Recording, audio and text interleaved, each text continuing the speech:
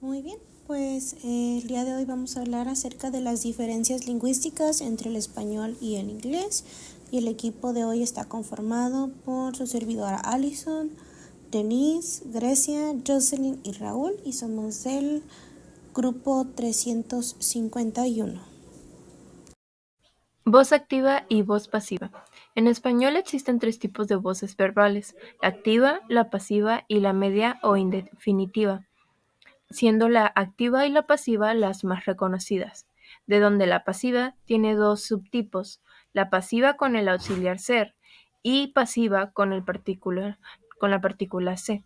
La voz activa es universal, existe en todas las lenguas del mundo, mientras que la voz pasiva es una derivación estructural de esta. La voz pasiva es una estructura de una voz activa que tiene implicaciones sintácticas y pragmáticas, que se pueden ver en el ejemplo siguiente, en donde la oración activa, el agricultor vendió la hortalizas, cambia el agricultor como sujeto a por el agricultor, que es un agente complementario. Vendió, que es un verbo transitivo, cambia a fueron vendidas, que es un verbo pasivo, y las hortalizas, que es un complemento directo, cambia a sujeto en la oración pasiva. La voz pasiva es una construcción intransitiva de un proceso de destransitivización. ¿Qué significa esto? Esto es una implicación sintáctica de las oraciones transitivas activas, que son destransitivadas, en donde el auxiliar ser y el participio manifiestan en su flexión la concordancia con el sujeto derivado promovido. Eso quiere decir que el complemento directo de la oración activa se promueve a la función de sujeto pasivo y el sujeto activo se degrada a la función de complemento agente, antecedido por la preposición por. El verbo transitivo toma la forma de participio y es antecedido por el auxiliar ser. Este complemento de agente, que se vuelve, eh, que proviene de un sujeto, se caracteriza a la estructura de la oración pasiva.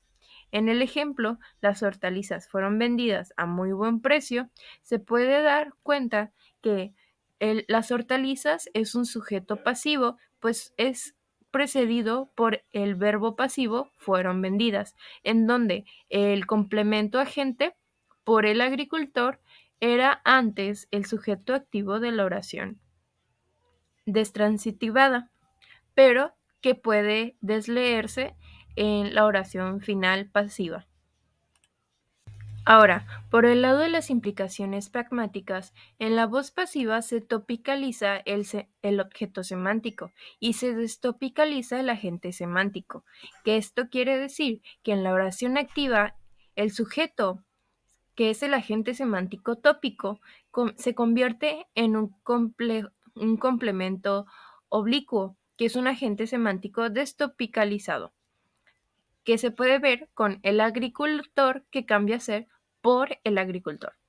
En las hortalizas, que es un complemento directo, objeto semántico, se vuelve el objeto semántico topicalizado al convertirse en el sujeto de la oración pasiva, cambiando el agricultor vendió las hortalizas a las hortalizas fueron vendidas por el agricultor. A este complemento oblicuo es a lo que se le llama complemento agente. Sin embargo, una oración pasiva puede no tener este rasgo de agentividad. Entonces, la voz pasiva contra la voz activa en el español. Es más común que en el español hablado la voz pasiva sea menos usada, porque ésta se considera demasiado formal y tiende a ser más bien utilizada en escritos, como el periódico, porque nos permite enfocarnos en las personas o cosas que hacen la acción o en la acción, sin importar el agente que lo haga. Y por el contrario, la voz activa tiende a ser más utilizada en la lengua hablada. Algunos ejemplos de verbos activos contra verbos pasivos son, por ejemplo, escribe por es escrito o escribió por fue escrito. En las oraciones activas, el sujeto es quien realiza la acción del verbo. Es por eso que no necesita un auxiliar. por lo que el verbo debe concordar en persona y número al núcleo del sujeto. Es por esto que suelen seguir el orden de sujeto activo más verbo transitivo más complemento directo. La diferencia entre la voz activa y la voz pasiva es este tipo de sujeto que tiene la oración, en el que la activa, el sujeto es agente y es quien realiza la acción, y el complemento directo es quien la recibe o padece, mientras que en la pasiva es al inverso, el sujeto es quien recibe o padece la acción y el complemento agente es quien la está realizando. Es importante comprender que hay verbos como tener o haber, o incluso algunos que indican emociones como querer o amar, que no pueden ser transformados a la voz pasiva.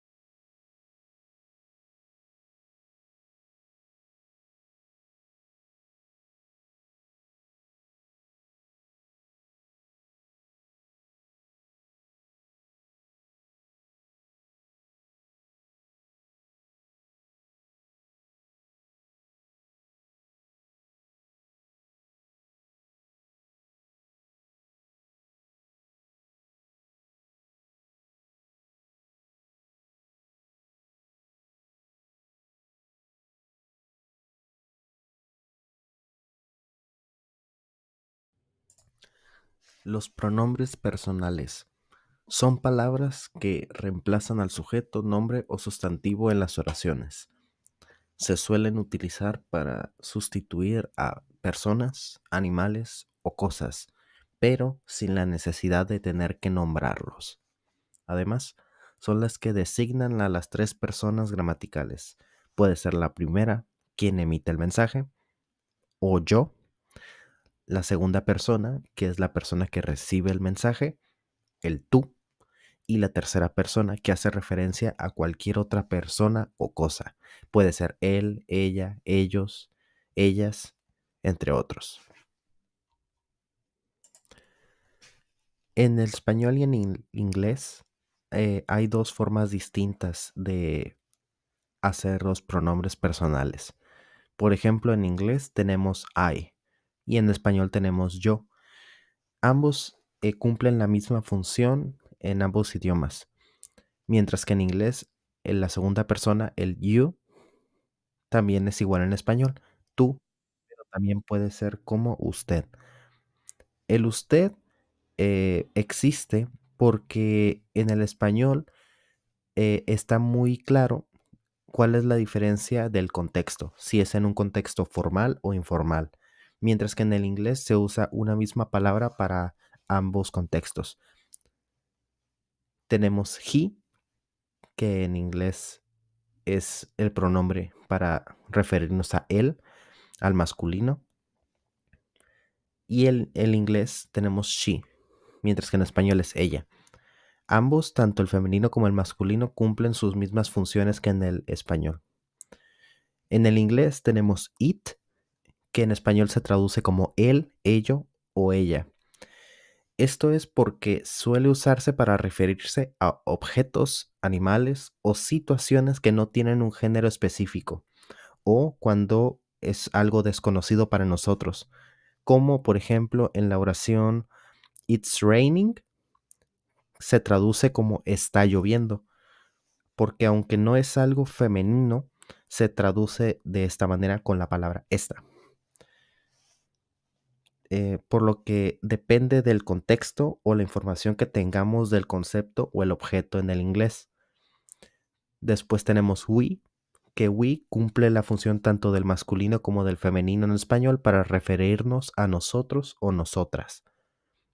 Y en el inglés ocurre algo distinto y es que existen dos you. El you para referirnos a tú y usted y el you para referirnos a ustedes. Por lo tanto, en you, dependiendo del contexto que tengamos en la oración, sabremos si se usa para referirnos solo a una persona o a muchas personas. Y por último tenemos they, que they es la misma palabra en inglés para referirnos a ellos o ellas en español. Por lo tanto, en el inglés se utilizan una cantidad de pronombres menores a las que se utilizan en el español, ya que en el inglés se suele usar con más contexto y se necesitan muchas menos